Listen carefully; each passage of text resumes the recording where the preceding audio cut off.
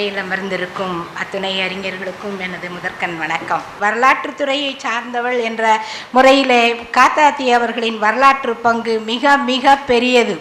அதாவது எல்லா துறைகளிலும், அதாவது கல்வெட்டுத்துறை, வரலாற்றுத்துறை, இலக்கியத்துறை, ஆய்வுத்துறை, மொழிபெயர்ப்புத்துறை, சமூகவியல் துறை, நாடக இயல் துறை என்று அத்தனை துறைகளிலுமே கற்று மிக மிக ஏராளமான ஆய்வு நூல்களை வெளியிட்டிருக்கின்ற காத்தாத்தி அவர்கள் வரலாற்றுத்துறைக்கு அளித்துள்ள பங்கு மிக மிக பெரிய பங்காகும். அதாவது காலையிலிருந்து மீண்டும் மீண்டும் திரும்ப திரும்ப சொல்லப்படுகின்ற இந்த சிந்துவெளி தரும் ஒளி என்ற இந்த நூல் புதுக்கோட்டையில் பதிப்பிக்கப்பட்டது என்ற மிகப்பெரிய பெருமையுடையது. இந்த நூல் வெளிவருவதற்கு முன்னர் இந்திய வரலாறு என்பது ஆரியர் வருகையோடு தொடங்கியது. அது அல்ல வரலாறு.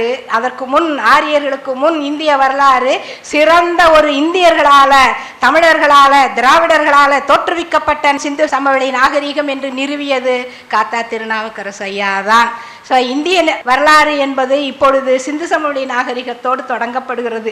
அந்த மாபெரும் மாற்றத்தினை ஏற்படுத்தியது காத்தாத்தி அவர்களுடைய வரலாற்று அறிவு. அடுத்து இரண்டாவது நூலாக வாழ்வும் வரலாறும் என்ற நூலும் இவர் எழுதிய நூல். தமிழர் நாகரிக வரலாறு என்ற நூலையும் எழுதியிருக்கிறார். முதலாம் ராஜராஜன் என்ற நூல் சோழ பேரரசன் ராஜராஜனுடைய வெற்றிகள், அவனுடைய பல சாதனைகள், சமயத்துறையில் சாதனைகள் மற்றும் கலாச்சாரத்துறையில், பண்பாட்டுத்துறையில், சிற்பக்கலையில், கோவில் கட்டிடக்கலையில், இப்படி ஏராளமான சாதனைகளை இந்த ராஜராஜன் நூல் எடுத்து இயம்புகிறது. இத்தகைய நூல் வரலாற்று துறையில் யாரும் எழுதவில்லை, இவரால் தான் அதை எழுத முடிந்தது என்பது எல்லோரும் ஒப்புக்கொள்ளக்கூடிய உண்மை. அடுத்து இனமரபு வரலாறு, எத்தனோகிராஃபி ஆஃப் ஏன்ஷியன்ட் சவுத் இந்தியா. இந்த இனமரபு வரலாறு என்பது தமிழக வரலாற்றை எழுத வேண்டும், முழுமையான வரலாறு இல்லை என்பதை உணர்ந்து ஒரு வரலாற்று குழு நியமிக்கப்பட்டது. அந்த வரலாற்று குழுவுக்கு மூவா தலைவராக நியமிக்கப்பட்டார். மூவா தலைவர் என்றார். அந்த குழுவிலே காத்தாத்தி நிச்சயமாக இடம்பெற்றிருந்தார். காத்தாத்திக்கு கொடுக்கப்பட்ட சிக்கலான கட்டுரை என்ன என்றால் இனமரபு வரலாறு. இனமரபு வரலாறு தான் மிக மிக சிக்கலானது. சங்க காலமோ, தொல்பழங்காலமோ, பழைய கற்காலமோ, புதிய கற்காலமோ அல்ல, இனமரபு வரலாறு, இதை நீ செய் என்று கொடுத்து விட்டார்கள். அந்த இனமரபு வரலாற்றை மிக அழகாக, நேர்த்தியாக, இதுவரை யாருமே செய்து முடிக்காத அளவுக்கு மிக மிக நேர்த்தியாக, எந்த ஒரு ஆராய்ச்சியாளரும் அதை செய்து முடித்திருக்க முடியாது. ஒரு கட்டுரைக்கு எத்தனை அடிக்குறிப்புகள்! நாம் இப்போ போடுற மேற்படி என்ற அடிக்குறிப்புகள் அல்ல, தனித்தனியான அத்தனையும் மேலை நாட்டு அறிஞர்கள் மிக மிக கற்று அந்த துறையிலே மிக ஆழமாக கால் பதித்த அந்த வரலாற்று அறிஞர்களுடைய மேற்கோள்களெல்லாம் எடுத்து கிட்டத்தட்ட 500க்கும் மேற்பட்ட மேற்கோள்களோட ஒரு கட்டுரை எழுதியிருக்கிறார்.